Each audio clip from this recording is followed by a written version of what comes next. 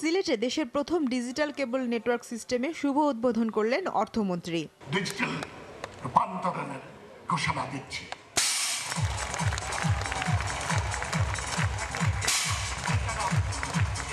বলা হচ্ছে ডিজিটাল এ সিস্টেমে দর্শকরা আরও বেশি স্বচ্ছ ও প্রাণবন্ত ছবি দেখতে পারবেন। নতুন সূচনা হয়েছে এই পবিত্র শহরে সিলেটে।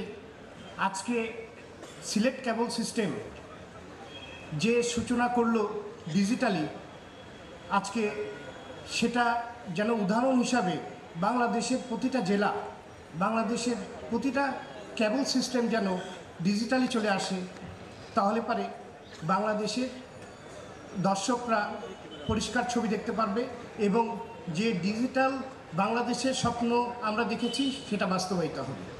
আলোচনার বিষয়বস্তু স্যাটেলাইট টেলিভিশন নিয়ে হলেও সম্প্রতি তেল ও গ্যাসের দাম বাড়ানোর বিষয়টি উঠে আসে।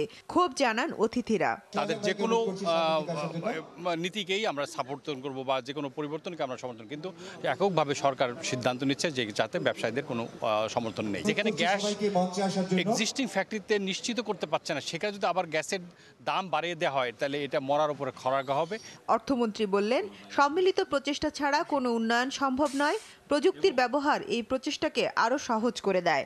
বঞ্চনা নিরসন সেটি আমাদের জাতীয় লক্ষ্য হওয়া উচিত এবং এটা জাতীয় লক্ষ্য আছে, কিন্তু আমরা সেটা হয়তো যথাযথভাবে কিভাবে সেই নিরসনটা করা যায় সেটা উপস্থাপন করতে পারছি না, চিন্তাও হয়তো করতে পারছি না।